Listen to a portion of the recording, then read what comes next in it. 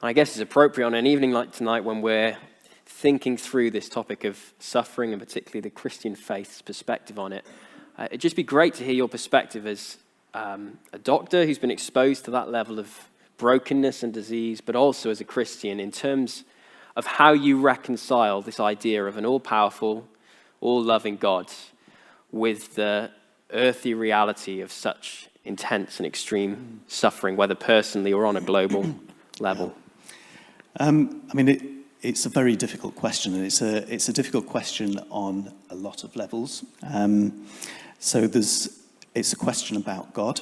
So there's a theological answer to that question. There's also a very personal answer to it, and it doesn't take any of us really to go very long in life until there is something that takes place that actually affects us. So suffering is something that at some stage we're almost always all going to come into contact with. And I guess the answer to that question depends on why you're asking the question, whether it's affecting you or whether it's something that you're unsure about on the philosophical level. So if we take the theology of it first, it does seem paradoxical that we live in a world that is so beautiful, and you don't have to travel very far from Cardiff to see outstanding beauty. Watching planet Earth, it's a remarkable world that we live in, and when you look at those things and you consider them, it's you sort of almost naturally consider that there must be some intelligent design or God or something behind this wonderful variety and the beauty that we see. And yet at the same time, we're faced with Ebola, we're faced with natural disasters, we're faced with the suffering seemingly of those who are innocent. And it immediately asks the question, why is that? The Bible isn't silent on it, and it comes down really to when we were first made. And we were made by God for a relationship with him. And as part of that relationship, for that relationship to be true, and for there to be natural and true loving relationships with God, there had to be free choice and there had to be free will within respect to that. And mankind chose that they would rather have the blessings that God had given in the world that he had made, but they weren't so keen on him, the one who had given it. And the consequences of that were a fracturing of the relationship with him, a fracturing of relationships between people, but also a fracturing of our relationship with the world. And the whole of the created order actually became corrupted as a consequence of it. And so the Bible is very clear that actually the root, if you like, behind so much of what we see and perceive as being wrong isn't a reflection of the nature of God, but it's actually a reflection of what has gone wrong with our relationship with him. And in a way, one of the things that so much suffering shows us is that it isn't right, that things aren't as they should be. C.S. Lewis very famously made a quote that God whispers to us in our pleasures, but he shouts to us in our pain. And one of the things that pain and suffering does do is that it tells us very clearly that things aren't right. And I think it's once we start to recognize that, actually there's potentially hope that we can sort of turn towards this God who has made us and respond to him so that that relationship can be restored. Brilliant. Thank you so much for that, Ben. Can we give Ben a massive round of applause? Thank you.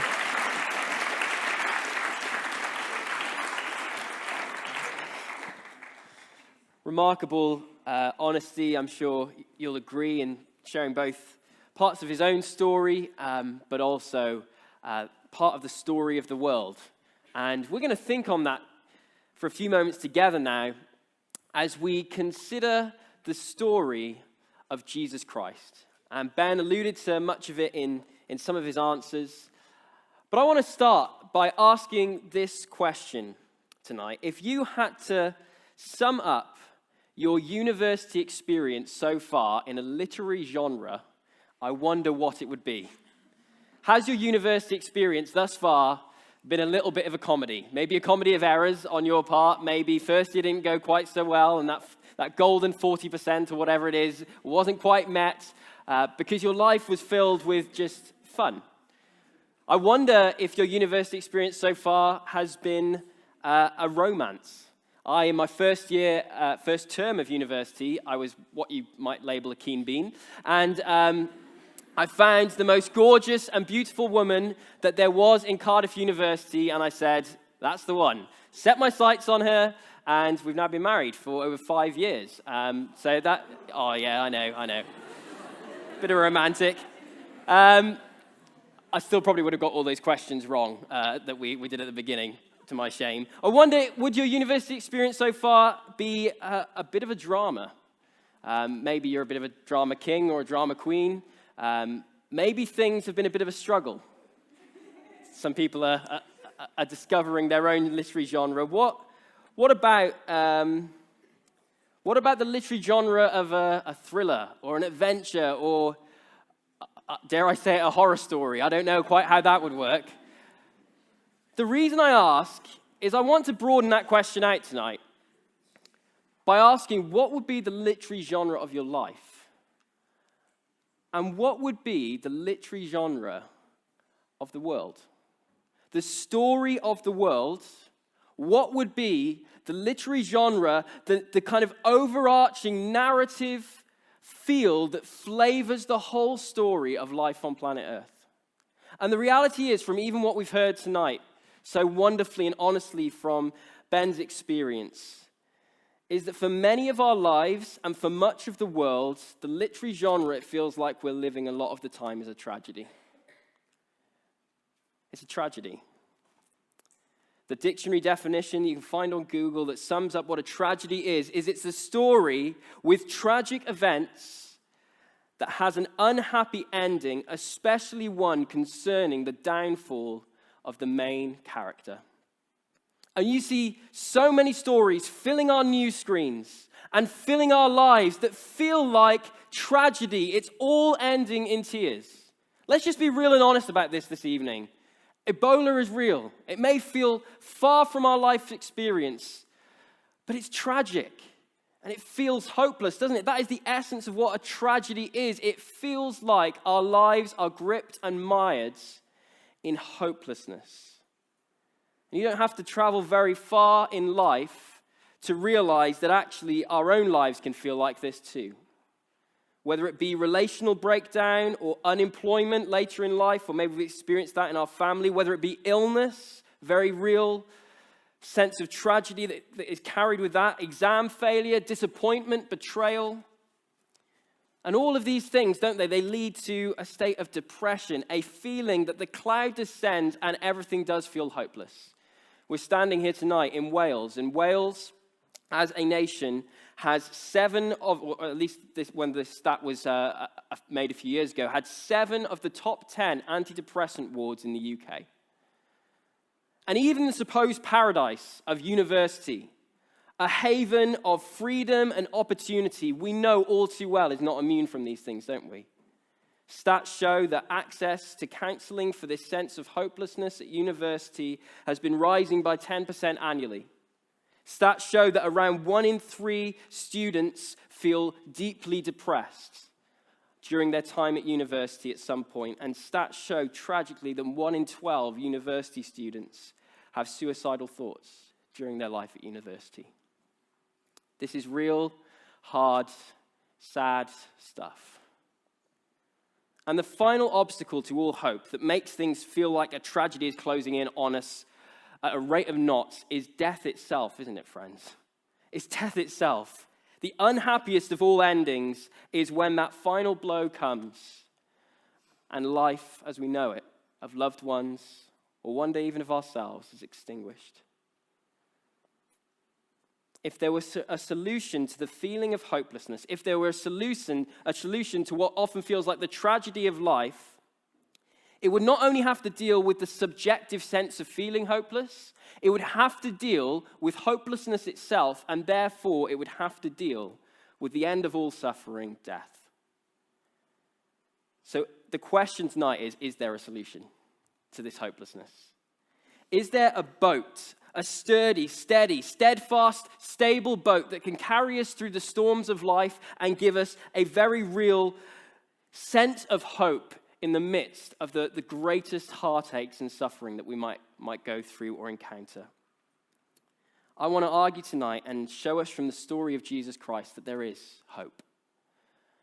There is genuine hope, that the Christian story of Jesus Christ shows us, it makes sense of our human experience of suffering, and it makes sense of our longing for hope in the midst of suffering. But not only that, it fulfills our longing for hope in the midst of suffering. There are no easy philosophical answers. I'm going to say that at the start when it comes to the topic of suffering.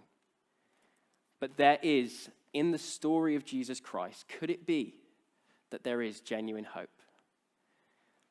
You see, the Christian story says at least three things. They're going to come up behind me on the screen. Number one, that Jesus Christ enters into our hopelessness. Whatever else you think about God and suffering from a philosophical argument standpoint, the story of Jesus Christ of Nazareth says at the very least our suffering is not unknown by God. It is not unknown. One story in particular in the life of Jesus, I think, points to this so powerfully.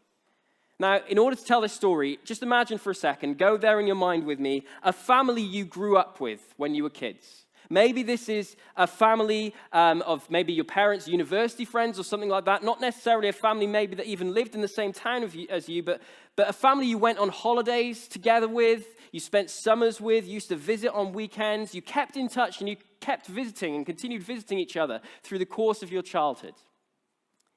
This family for Jesus Christ was the family of Mary and Martha and Lazarus, 3 siblings.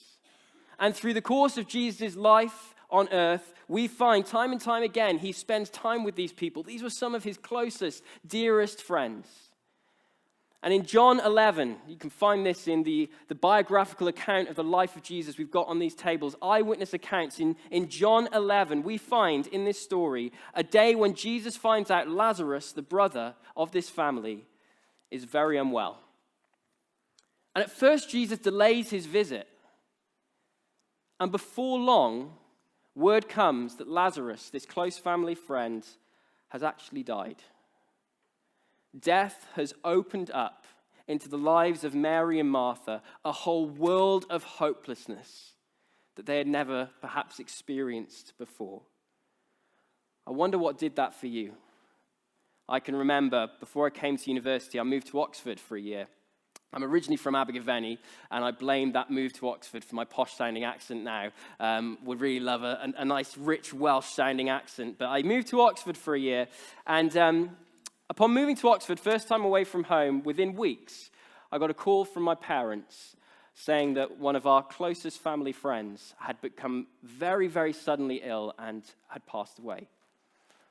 A week later or so, I don't remember, it's all a bit of a blur now, but the one person I knew when I was moving to Oxford, a good friend that I'd met through something in my teenage years, I discovered committed suicide.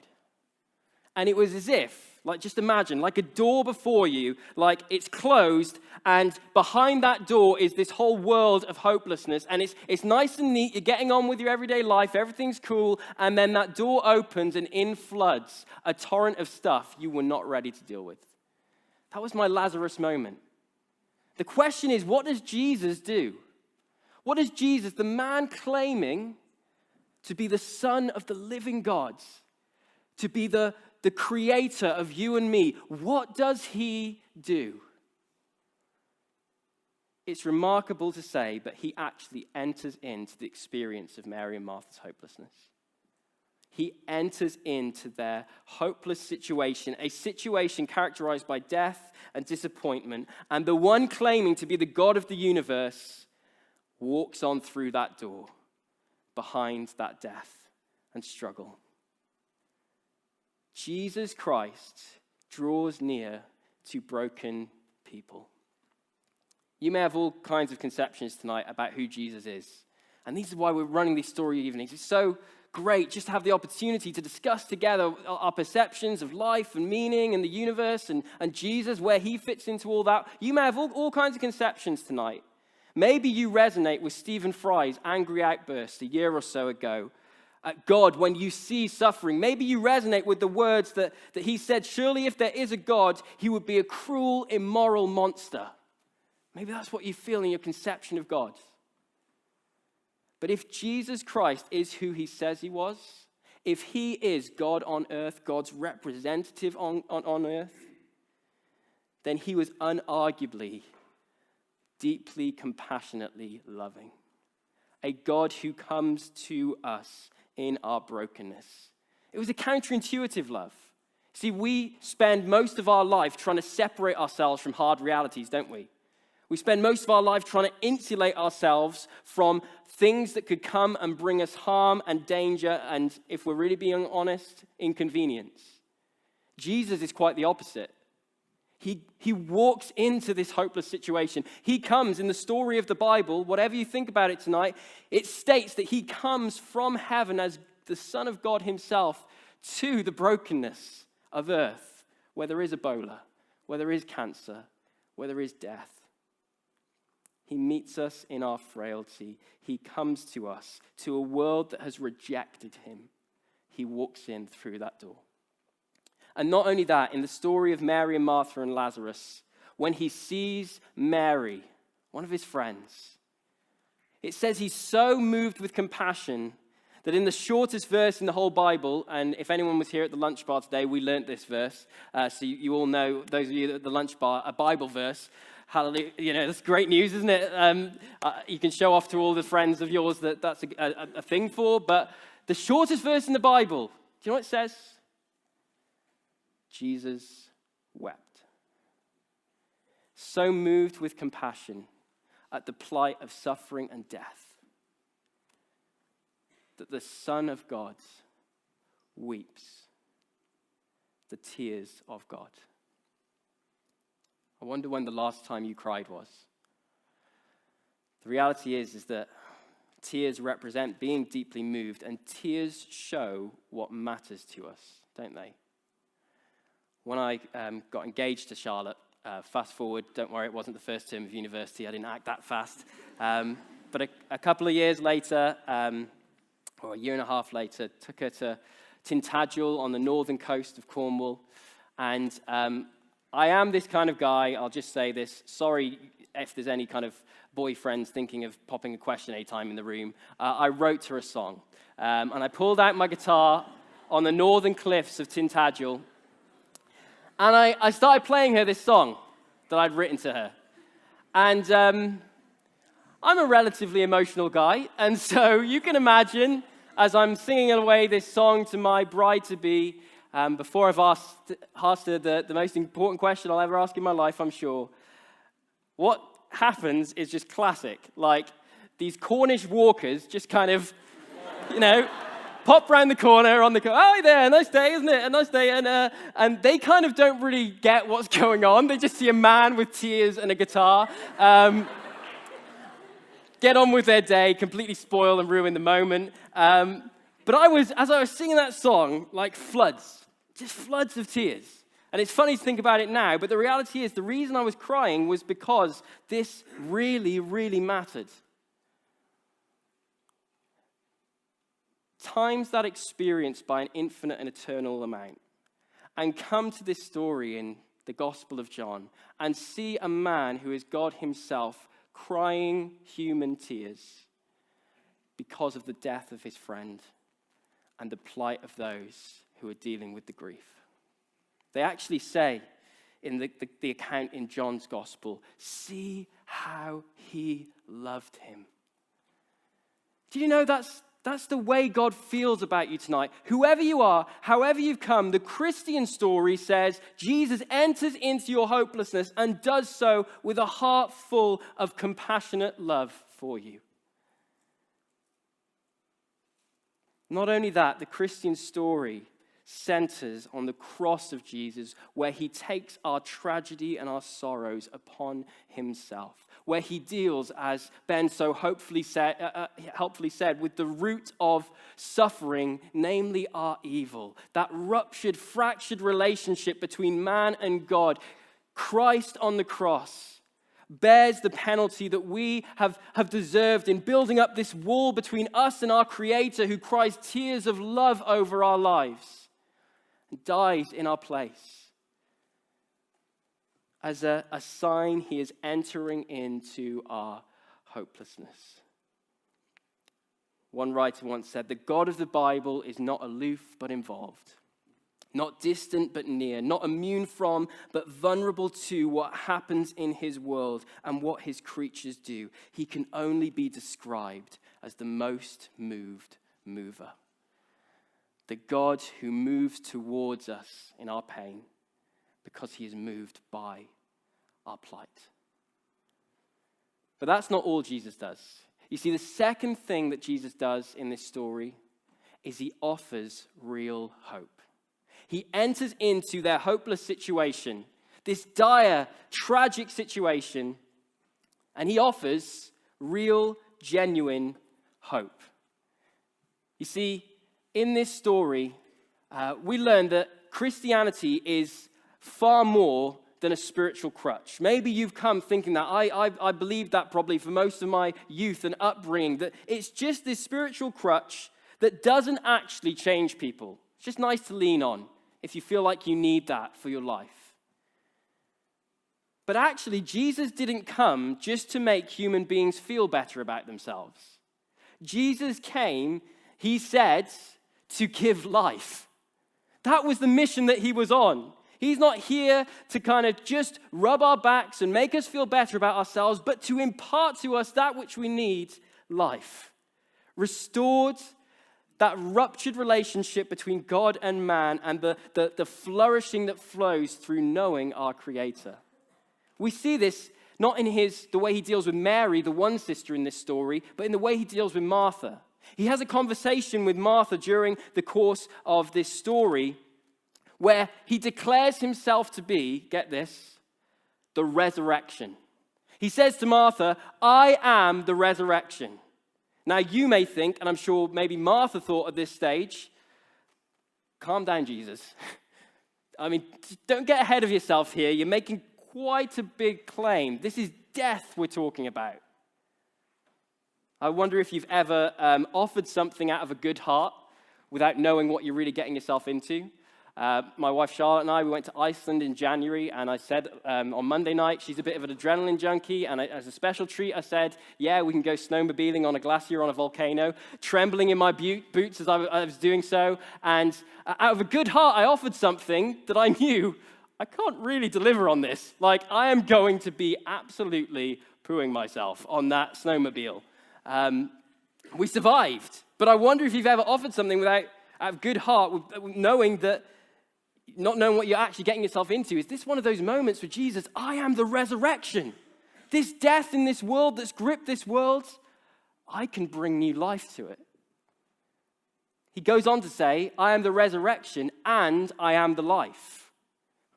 At this stage, we're really thinking, okay, this guy sounds like he's been binging on Disney here.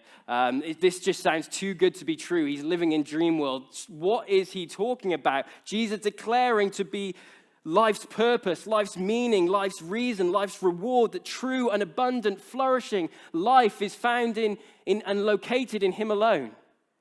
Why is he saying this in this disastrous situation of death and tragedy? And then he goes on to say, as if to add insult to injury, many of us might think, whoever believes in me, though he die, yet he shall live. Now we know, don't we? We all face death. It's the one reality in life we can be sure of. But Jesus says that shall not be the final word on the lives of those who follow him. Hopelessness will not have the final word on the lives of those who follow him, because, remember that definition of tragedy? The downfall of the main character. But because if the Christian story is true, the main character of the story of the world is Jesus Christ, and because he took the tragedy and the downfall for us, we can be lifted up. And our tragedies can be turned around, and our life does not have to end with death being the final word, bringing hopelessness. But actually, the Christian story, the wonder of wonders, is that it says, why doesn't God end suffering? He will. There is a day coming when Jesus Christ will restore the world to its former glory. He'll restore in full that ruptured relationship between God and man, and that we who put our trust in Jesus as the main character and what he has done for us on the cross can live with that eternal hope. Not nappies with harps on clouds at the end of our life that many people think the Christian heaven is, but a restored world. Why does he say this to Martha?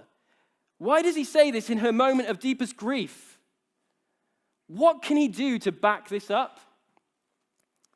The remarkable thing about the story in John 11, and you can read it for yourself, is he raises Lazarus from the dead. He proves conclusively, according to this eyewitness account, that what he said of himself is true, and he backs up that claim by bringing resurrection. See, what if the resurrection, as one writer has put it, what if miracles like it, which many of you might think that this is an insurmountable intellectual obstacle for me when I'm considering the Christian faith. You know, I like the idea of God becoming man and entering our hopelessness, but rising from the dead? But what if, as this writer says, that miracles like the resurrection are not the suspension of the natural order, but the restoration of the natural order? What if that longing in us for happy endings, that longing in us for life in its brokenness to not get the final say, but for there to be genuine hope, even hope beyond death? What if all those longings that surge within us when we watch a great Hollywood movie, when the hero comes back to life? You know, I'm thinking Lord of the Rings, my favorite film, and books, when Gandalf appears on the scene, and probably lost some of you at this stage, but this great triumph of life over death. What if all those longings within our human souls, the deepest part of us, came from the fact that the true story of the universe actually had its main character, its hero at the center, bringing resurrection life, and proving it not ultimately by raising Lazarus, but by being raised to life himself? Can Jesus deliver on his promise to bring real hope? Not just comfort, but real hope? The empty tomb says yes. And if nothing else this evening, please, please, please consider this. Explore the evidence for the resurrection yourself. Everything hangs on it. Every other question, an obstacle you have about the Christian faith, gets reinterpreted in the light of the fact, in the light of the question, did Jesus rise from the dead or not? Because if he did, everything's got to be taken seriously. And if he didn't, then I'll hold my hands up and say with a writer from the Bible itself, all of this is in vain. You don't have to listen to it if we can prove that Jesus didn't rise from the dead. But consider the evidence. His absence from the tomb, the evidence of his final death, the fact that the authorities did not bring out his body for show, even though it was in their best interest, because he was seeming like a religious revolutionary, and yet they had no body to back up their claims that he was still dead. The fact that the only thing of worth left in the tomb was his grave clothes. So surely someone wouldn't have stolen his body and left the tomb. What would be the grave clothes? What would be the point of that? What about the evidence of his presence with the disciples, eyewitnesses who claim to have seen Jesus in historically verifiable texts? What about the evidence of the nature of his appearances, the physical nature of them when you read the New Testament? What about the evidence of Christian experience through the ages? The people in this room, even myself, who've experienced Jesus walking in through that door into our lives. The Christian story tells us that the story of our world and our lives doesn't have to be a tragedy because of the resurrection of Jesus, but can be, in the truest Greek sense, a comedy. See, a Greek comedy, going back all those years to ancient Greece, is described as a story where the characters ultimately triumph over adversity. And this is the Christian story, which leads to the final thing Jesus does when he encounters hopelessness. He enters into our hopelessness. He offers us real hope, saying, I am the resurrection and the life. And he invites us to believe. See, when he's had that conversation with Martha, he closes by asking her the question, before he even raises Lazarus, her brother, from the dead. He says, Martha, do you believe? And if what I've said tonight has any truth to it, then could it be that Jesus Christ, the Son of God, is asking you that question tonight? Do you believe this? Do you believe this? What if he is inviting you to become part of his story? And he's offering the invitation that he will come into your story. And don't hear me wrong this evening. You know, it's that the offer is not follow Jesus and life will be brilliant. We've heard even so helpfully from Ben's story how suffering in this world is still so painful. But the Christian story gives us hope in the midst of it to sustain us through the hardships, and hope ultimately at the end of it that restoration is coming because of the resurrection of Jesus Christ. This offer Christ holds to us is an offer to trust in him, not to bank on our own performance in reaching God, but rather to recognize God has come in Jesus to reach us, and simply saying yes to his invitation. So you have a choice tonight, all of us do, like Mary and Martha. In this hopeless world, this seemingly hopeless world, will we find our hope in Jesus Christ? At the very least, it would be great, like I said, for you guys to explore some more. But maybe for some of you, you know, you've heard enough. You want to know the hope of Jesus and his forgiveness of your rejection of God and his offer of hope to come into your life. We're going to just transition now into a time to grab some more drinks, and then we're going to have some questions and some answers. But I'd really encourage you guys, please do fill in these cards on your table. It's just an opportunity both for us to hear your comments, but you'll notice on there as well, there's two kind of tick boxes. One is I want to know more, and that's fairly self-explanatory, and there's plenty of opportunities the Christian Union's put on for that. The second is count me in. And maybe you've heard some stuff tonight that you're like, actually, I really want to seriously consider what it looks like to follow Jesus. Yes, I may still have some concerns, some questions. This might be some still massive obstacles in your mind. But actually, I want to discover this hope that we've been talking about this week. Maybe you want to tick that and hand that in. Also, like we've said earlier this week, these Uncover John's Gospels are for you guys to take away, maybe read with friends. And please do text in any questions that you've got so that we can continue to think about these things together at the end. Thanks for listening, guys. See you in a bit.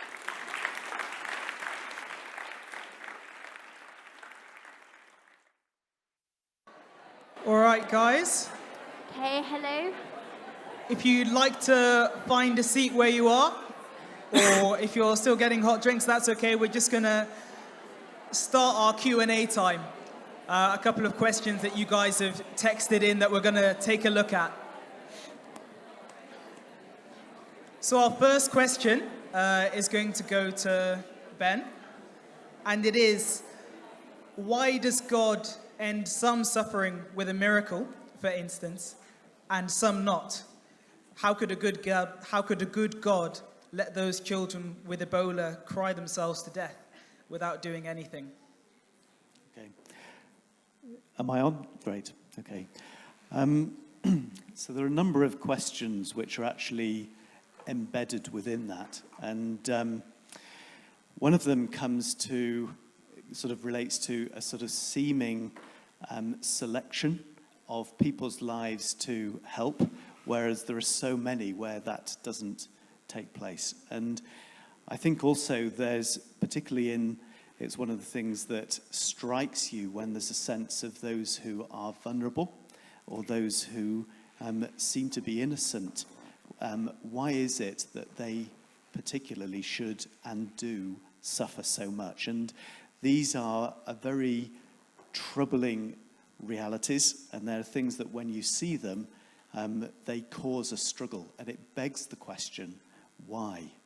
And I think the first thing to say is that the Bible actually recognizes the reality of suffering and the fact that at times it seems too difficult and too terrible. And certainly anybody who spends some time reading the Psalms, you could be struck by the honesty of those who have written the Psalms, that they wrestle with these very same questions and these very same observations, and these cries go to God. Why is it that this is happening? Why is this happening to me? And I think one of the things that's very, very difficult and pretty much impossible really to answer with any clarity is, in a particular situation, why is it that God might work in one situation but not in another? And I think it's virtually impossible really to know why that is the case. I think there are some things, some sort of hidden questions, if you like, behind that may come to why should those who seem to be innocent suffer when those who maybe are clearly doing something wrong don't suffer. There doesn't seem to be any sort of sense of justice in that. So you'd think if there was a God who was good and just, that at least maybe suffering would follow the lines of who seemed to be the worst, whereas that doesn't seem to be the case. And Jesus actually addressed this directly himself. At the time when he was alive, there had been a massacre by the Romans of some people near Galilee. And there had also been a tower at a place called Siloam, which had fallen, and 18 people had died. And the sense amongst the Jewish population at the time was that those people who had either been massacred or had died in the tower falling must have done something. There must have been something wrong with them, or some sin which had resulted in that taking place. There was a sort of sense that it was their due. And Jesus replied very, very clearly. He said, that's not the case. It's not the case that it's one person suffers or they have this particular situation because it is their fault. He said, rather, it's actually everybody, and it's mankind as a whole. They have turned away from God. They no longer want to love him. They want to run away from him. And they only want what he gives. They don't actually want him, and that's the problem. And thinking a little bit back to Ebola, you might think, well, why did something that may have happened right at the dawn of mankind affect the created order so much? And I'm reminded a little bit, actually, into the way that Ebola started. The recent outbreak was due to a young boy who was eating bushmeat in the forests in Guinea. And Ebola, the natural reservoir, is an animal, and they ate the animal, and they got infected, and subsequently there was a ripple effect that emanated from that index case. And sin, when it came into mankind, had a similar ripple effect. It was such a profound impact on not only mankind, but also on the created order, that what has taken place has actually occurred from that. And as a result of that, I don't know if that's helpful. Thank you. And second question to Owen. What should I do with feelings of anger towards God because of serious suffering I had in my life? Yeah, I think it's an experience many of us kind of resonate with. And I think, that the kind of questions that we've been asking this week, if there's a good and loving God, all-powerful God, why does he allow suffering, sometimes comes out of that emotional response of a sense of anger and blame towards God. And I think, firstly, it's to recognize God's nature, according to the Christian scriptures, that if indeed, as Ben put at the beginning during the interview, he created a good world, a world for our flourishing, a world full of beauty and wonder, and a world with boundaries in order to keep us ultimately safe in our enjoyment of this world. And sometimes I think when we process suffering, it can be very easy to take out the nature of God as a genuinely good and loving God. I think the offer of Christianity, once again, is for, through faith in Christ, for us to be restored to God, not on some just legal level of he's a kind of judge up there somewhere, and we're somehow guilty parties who we must be declared innocent through Jesus. That's part of it, but actually the Bible goes far further. It says we go from being enemies of God to being his children, and that we're to relate to him as Christians on a level of father and son and father and daughter. And I think that changes the way, the lens through which we see our suffering, just simply because it puts his nature in a light that everything he does because he loves us and for our good, if we're part of his family, if we receive Jesus. And I would just encourage you, if you're feeling those feelings like anger and hatred and blame towards God, and you're nowhere near being a Christian or anything like that, I would say once again, look to the example of Jesus. Look at how Jesus deals with you in your suffering and in your heartache. See in your mind's eyes the tears of God over what you've been through. It's actually interesting in the story of Lazarus that I unpacked a little bit. When it talks about Jesus being moved, in the Greek language, that phrase of being moved is very etymologically close to a deep feeling of anger. And what's so fascinating about that is, confronted with the reality of death, and bear in mind, if this whole story is true, this is the God who created a world without human death. Confronted with the reality of death, he's not just moved with compassion, he's moved with a sense of anger towards the injustice of death. And I think once again, seeing the God's anger at evil in that sense, hopefully brings some comfort to us if we've been through significant suffering, and changes the way in which we relate to him. The final thing I'll say, and I'll just close with this, I do think that the certain hope of the future, the end of the story being a happy ending in the Christian story, changes the way we process everything. It changes the way I process everything. I'm not saying I've been through huge, horrific suffering, but all suffering is relative, isn't it?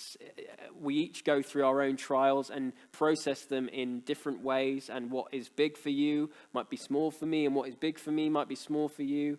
But I have known the comfort and the reassurance through it all, the hope that the Christian story gives me, that actually the end of the story is great news. It is restored relationship with God in a restored world forever. And in the meantime, that he is with me through the suffering. So I think that once again just brings a sense of healing to those emotions of anger and disappointment towards God in our suffering. I think that's really, really important, because the Bible and the Christian story is very, very full of hope, and there's this anticipation.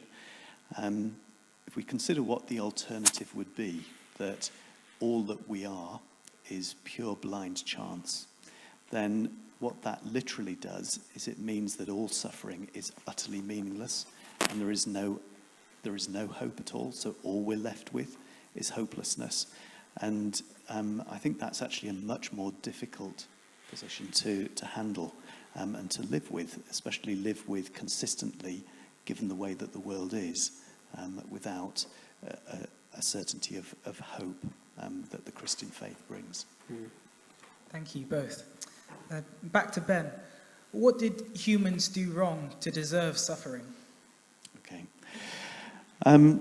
Well, this has already been alluded to in a way, and I think one of the things that happens is that we tend to, I'm guilty of this as much as anybody else, is think that actually I'm a reasonable person and I'm not a bad guy, and I'm pretty good, and there's far worse people in the world. And one of the things that as human beings we are sort of mindful of actually is a sort of a sense of rightness, and that we're actually quite right.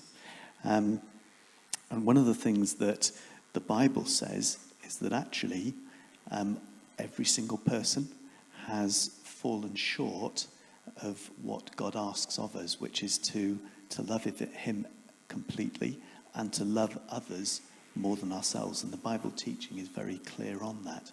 And what happens is that we sort of become a little bit desensitized to actually how much sort of enmity there is between ourselves and God.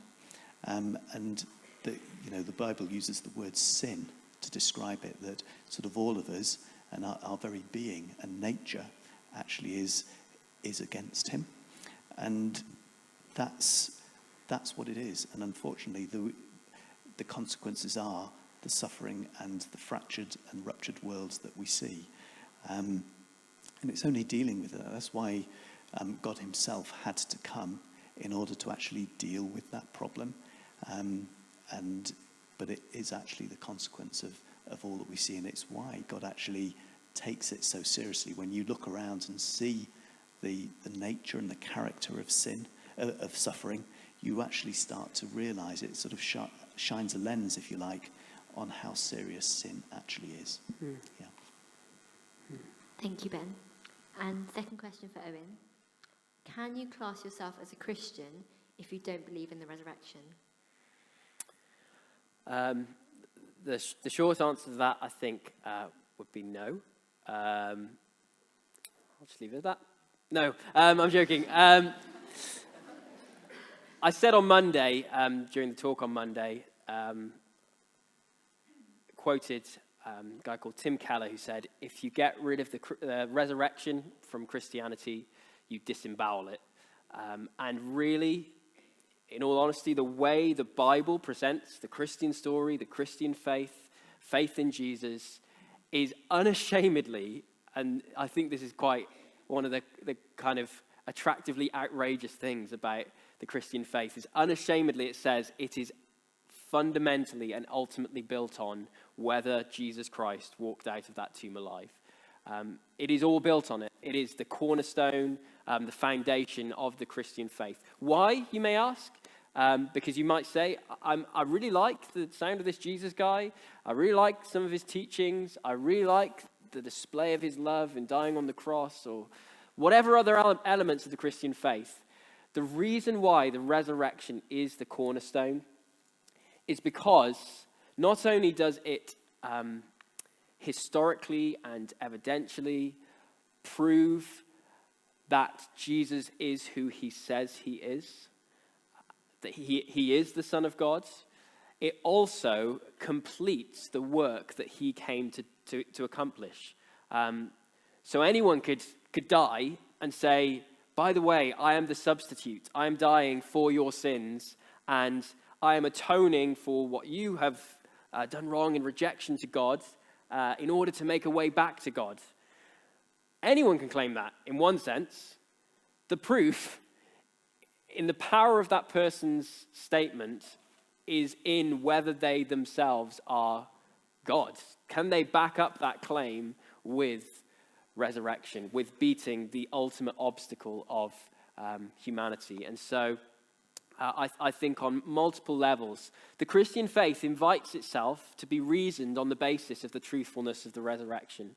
And I would certainly say if you want to pursue following Jesus in a kind of faithful way to the vision the New Testament paints, then you must start with the cornerstone, the resurrection of Jesus. whether that was true or not. The Apostle Paul says, as I said in the talk, if Jesus didn't rise from the dead, our preaching is in vain, our faith is in vain, everything is in vain. But if Jesus did rise from the dead, then all of this hope that we've been talking about and all of this life that's on offer through Jesus and forgiveness and eternal life and all these things are on offer and to be considered. Yeah. Just might sort of add something in. I mean, the resurrection from the dead is not your everyday occurrence. So it's a reasonable question to ask, well, hang on a minute. You know, it's not often that you hear that somebody who clearly has died is then alive again. So there's a number of sort of premises behind that. If God is, then actually anything is possible for a God that is. So that's one thing. The second thing, though, is did it actually happen? Because one of the things and the foundations and the reason why so many actually put their trust and they base their lives on the Christian story is that they believe that that event actually happened and that it was a historical event. And so behind questions in terms of could it really have happened, there are questions about the veracity of the New Testament accounts. Can they actually be relied upon? Were they all just made up? Because the eyewitness accounts in the New Testament are very clear that yes, it did happen. And there are some really helpful resources if you're not sure about the reliability of the New Testament accounts. There's also, in dealing with the resurrection itself, there are a number of things that we can be absolutely sure about in terms of what happened around the circumstances of Jesus' life, and they're related to extra-biblical sources and the consequences of him rising from the dead that also we can be absolutely sure of. And each of those things in isolation may not say, yes, that's enough. But when you can combine them together, it presents quite a compelling case. And there's a professor of theology in Cambridge, a guy called Richard Swinburne, who's actually done a study of this and has used something called Bayes' theorem. Mathematicians amongst you will have be familiar with that. But looking at the probability of the resurrection actually having occurred when you cluster all of the things that we can be absolutely sure about, it starts to present an extremely compelling case that yes, the resurrection is a historically reliable event that we can trust in. Thank you, guys. So that's the end of the formal proceedings of this evening. Sorry we haven't had time to answer any more questions, but if you do have any more questions that you want to ask, Owen and Ben will be sticking around at the end. So if you do have a question, feel free to come up and ask. And it's just time to chill and chat and eat some more cake and have some more hot drinks. Yeah. If you enjoy tonight as well, why not come back tomorrow night? We'll be looking at the story of the world champion, interviewing Commonwealth gold medalist Sally Peake. And Dave, who was here speaking last night, will be back again and he'll be talking about fear of the future. So if you're interested, come back. We'd love to have you. Also, look out for the hashtag Story Cardiff on Twitter. Look for the page on Facebook so you can find out more about the rest of the events happening this week. But yeah, enjoy your conversations and enjoy your hot drinks. Thank you, guys.